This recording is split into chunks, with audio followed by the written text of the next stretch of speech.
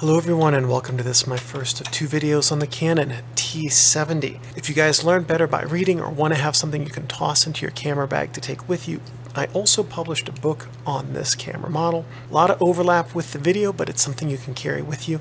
There's also a few things in the book that aren't in this, and the information is presented in a slightly different way. The Canon T70 is a multi-mode 35mm interchangeable lens SLR. What does that mean?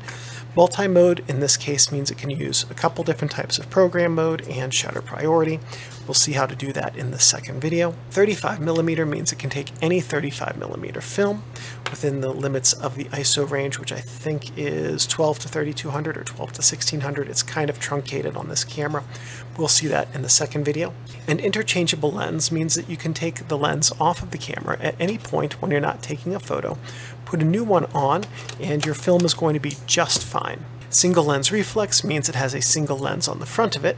The light passes through the lens to the mirror that's behind it, up to this prism, and then out to your viewfinder, where you can see what's going to be on your film before you take the photo. It uses a multi-mode meter, switches between center-weighted and 11% partial metering, which is sort of like a semi-spot.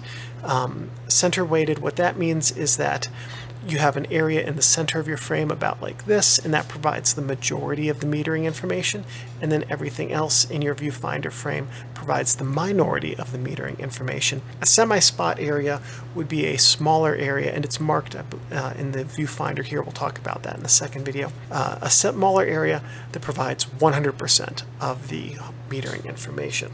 The shutter speeds range from 2 seconds on the slow side to as fast as 1 second. There's also a bulb option, and there is a continuous drive mode with this where you shoot one frame every 0.7 seconds. On the back, if you look through the viewfinder right here, which is what you'll use to compose your images, the magnification is 0.85x and the frame coverage is 92%.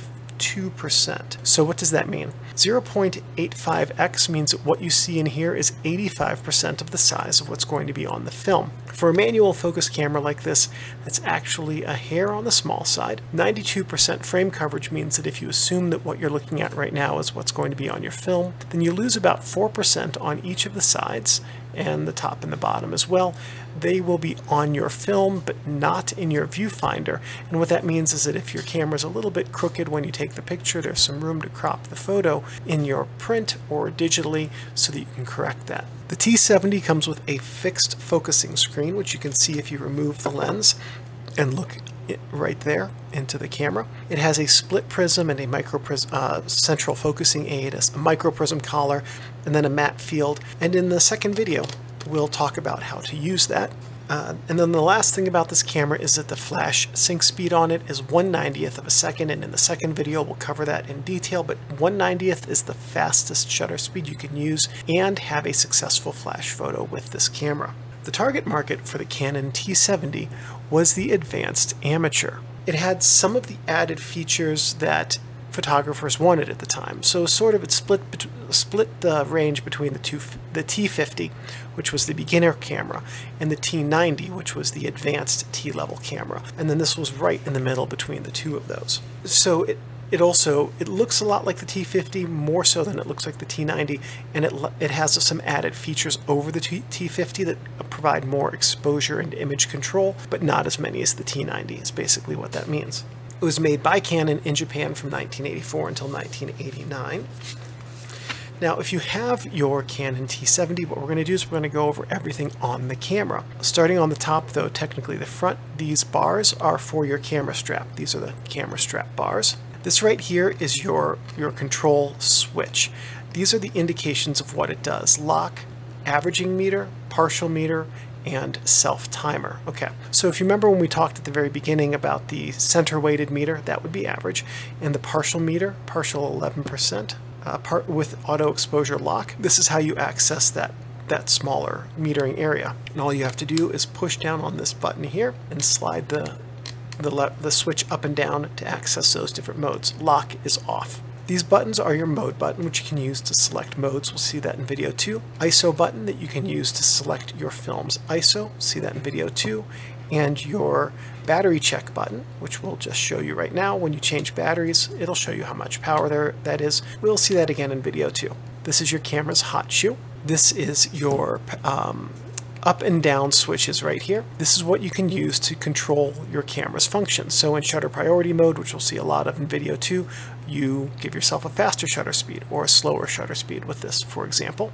This is your LCD information screen. This is your film plane indication symbol. So your film is on this plane, and you would use this if you're doing something like high magnification microscopy or something like that to figure out exactly how much magnification and what your reproduction ratio would be, and also your exposure value. Shutter release button right here. On the camera's front, we have the make and model up here, and it also says multiple program auto exposure, dual metering system. So some Canon advertising copy built right into the top there. Here we have the shutter speed lock lever and the exposure preview button. So this lever right here will lock your shutter speed in place, and your exposure preview button will display the exposure settings. This button here is more important in program mode if you need to know what your shutter speed and aperture will be. This is your remote control port right here where you would plug in a remote control. This is your lens mount here, and this is your lens mounting index, and in the second video we'll see how to use this to mount lenses. On this side of the camera we have the film back release, which you access by pushing this button down and then sliding that lever, and that will open up the back of the camera. We'll see that again in just a minute. On the back of the camera we have a few things. This is your viewfinder eyepiece, which is what you'll use to look through to sight up your scene, get your metering information, so on and so forth. And this is your film memo holder. After you open your film box and you take your film out of the box, you just slide the top of the box into that film memo holder, and if you're using something other than Santa Color, it will display the film type, speed, and frame count so that you know exactly what type of film you have. And then when you're done, if you take that box out, you know your camera's empty and you can open it safely, and there's no film inside of it. On the camera's bottom, we have a few different things. This is the battery chamber, and we'll see that in the second video, how to change batteries.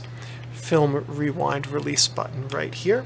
This is what you're going to press to rewind the film, and it's a combination. There's also a switch right here that you've got to press. You can't just push this down. You've got to press this switch and then you can push it down. Kind of a weird thing. I'm not entirely sure why that works, but I guess we'll figure that out as we go through. Here we have Canon Japan, serial number, tripod socket. And though we've seen it already, we're going to open up the back by pushing in this button and sliding the lever down, and now we can get into the camera. And here we have the film cassette chamber. This is where we'll put the film in the second video so that you can take photos. This is a film guide pin. This helps the film exit the cassette smoothly and in the proper orientation. These 4 silver guide rails are what you would use to help keep the film aligned as it moves through the camera so that it doesn't move up and down or get misaligned and jammed inside of the camera. This is your shutter, and this is the area where your photo will be taken, and these are the shutter leaves that open and close to control your shutter time. This is your film take-up spool, and what this does is this pulls your film through the camera so that it gets taken up smoothly in the camera. This is your film loading index, and in the second video we'll see how to use this, but this is where you put the tip of the leader of your film so that the camera can automatically take it up. That's right, you don't have to advance the film yourself. The camera will do that for you. And then here's a little quick load assembly. You just slide the film leader in here and it will take it up. On the back of the camera we have these little rollers that put some pressure on the film over the tension sprocket so that the sprocket engages the sprocket holes on the film to pull it through. We have the film pressure plate right here, which sandwiches the film flat behind the shutter area to give you film that is properly aligned to receive focused light from the lens. I do have some things not to do with your Canon T70. The first one is not to touch the shutter curtains, as we just saw on the back of the camera, because your finger oils, if they get on those curtain leaves, can cause them to become a little bit sticky and they may not work properly. But more importantly, if you put too much pressure on those curtain leaves, the leaves are in individual tracks, and if they jump the track, they'll jam with another leaf, and then that'll brick your shutter.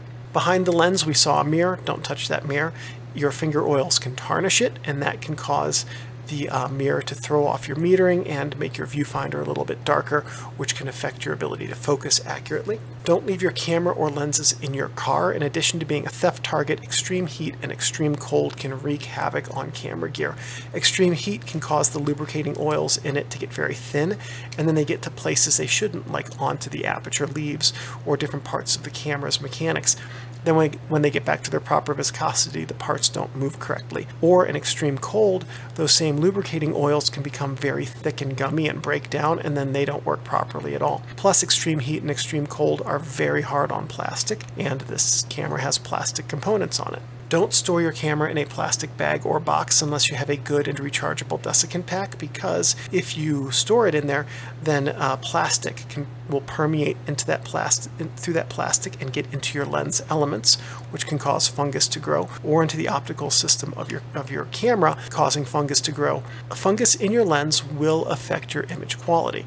Fungus in your optical system can affect the ability of your optical system to allow you to manually focus your lenses. Don't get your Canon T70 wet. It's not weather sealed. Electronics and water have never gotten along, and that's going to continue to be the case in this camera. So don't get it wet because you don't want it to short out. And the last thing is just remember that your Canon T70 is a precision tool that should be handled with care and respect. And as long as you take care of your camera will take care of you.